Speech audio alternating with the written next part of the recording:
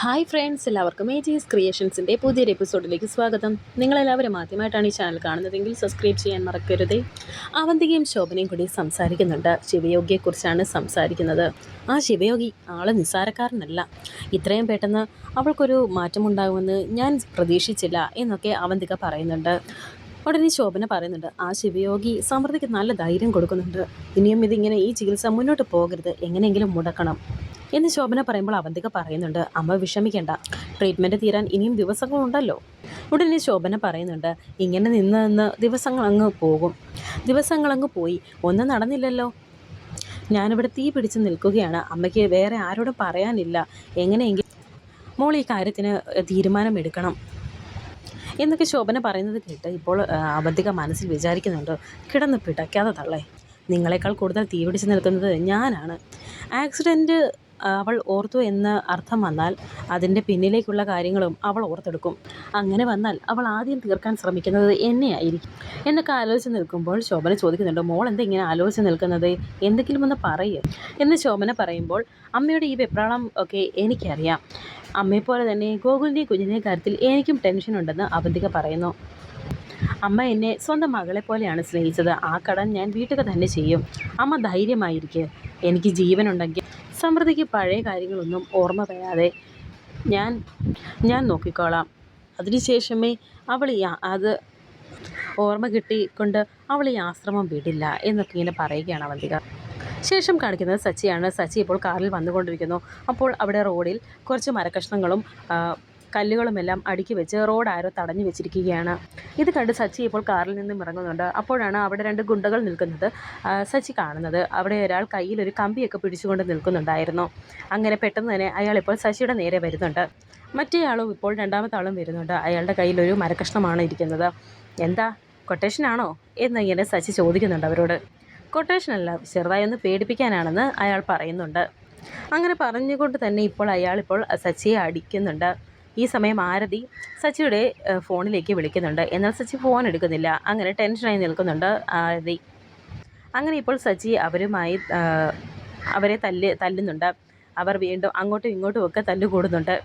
അങ്ങനെ ഇപ്പോൾ സച്ചിയുടെ നെറ്റിക്ക് അയാൾ ആ കമ്പി കൊണ്ട് അടിക്കുന്നു. അങ്ങനെ സച്ചിയുടെ നെറ്റിക്ക് പരിക്ക് പറ്റുന്നുണ്ട്. അങ്ങനെ അതുകൊണ്ട് ശേഷം സച്ചി ഇപ്പോൾ അയാളുടെ കയ്യിൽ നിന്നും ആ കമ്പി മേടിച്ച് അയാളെ തിരിച്ചടിക്കുകയാണ്. ഈ സമയം കൊണ്ട് കൂടെ നിന്ന ഒരാളിപ്പോൾ ഓടി രക്ഷപ്പെടുന്നുണ്ട്. അങ്ങനെ മറ്റേ ആൾക്കും അടി കിട്ടുമെന്ന് കണ്ടപ്പോൾ അയാളും ഇപ്പോൾ ഓടിപ്പോകുന്നുണ്ട് അവിടെ നിന്നും.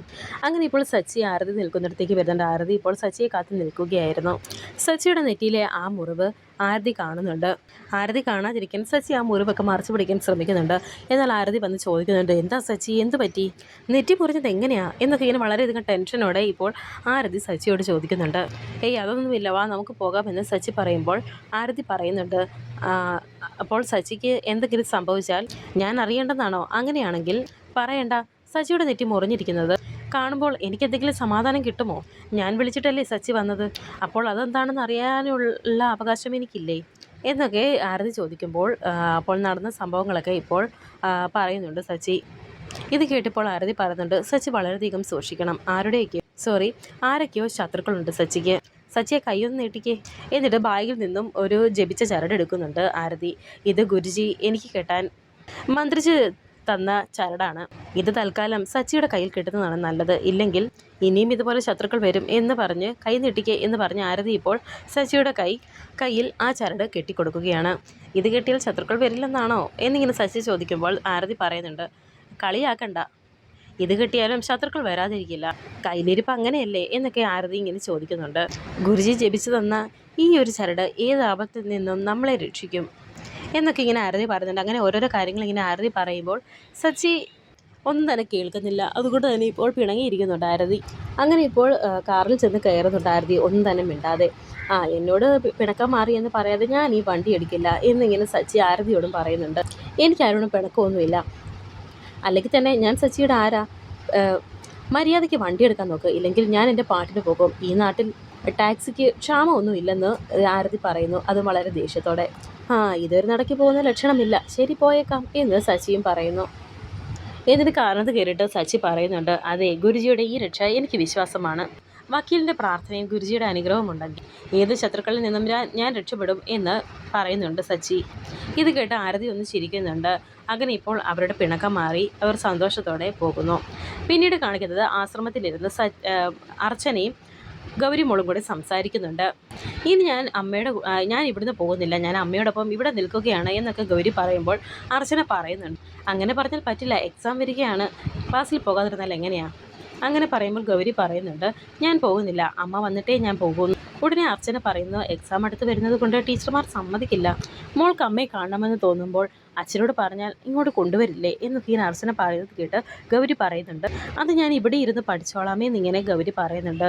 ഉടനെ അർച്ചന പറയുന്നു, എന്തിനാ വിഷമിക്കുന്നത്, അവിടെ ശിശിരാൻ്റി ഇല്ലേ എന്നിങ്ങനെ അർച്ചന ചോദിക്കുമ്പോൾ ഗൗരിമോൾ പറയുന്നുണ്ട്, വേണ്ട, ശിശിരാൻ്റി കൊള്ളില്ല എന്ന് പറയുമ്പോൾ അർച്ചന പറയുന്നു, അയ്യോ അങ്ങനൊന്നും പറയില്ലേ എന്നിങ്ങനെ പറയുന്നു. ഈ സമയം ഇപ്പോൾ ഗോകുൽ ഇപ്പോൾ അവിടെ കുറച്ചും കൂടെ മാറി നിന്ന് ഇവർ സംസാരിക്കുന്നത് സന്തോഷത്തോടെ ഇരിക്കുന്നതും നോക്കി വളരെയധികം സന്തോഷത്തോടെ തന്നെ നിൽക്കുന്നുണ്ട് ഗോകുൽ. ഈ സമയം ഗോകുലിൻ്റെ അടുത്തേക്ക് ശോഭനയും അവന്തികയും എത്തുന്നുണ്ട്. കണ്ടില്ലേ അവരുടെ സ്നേഹം, രണ്ടുപേർക്കും ജീവൻ തിരിച്ചു കിട്ടിയതുപോലെയാണ്.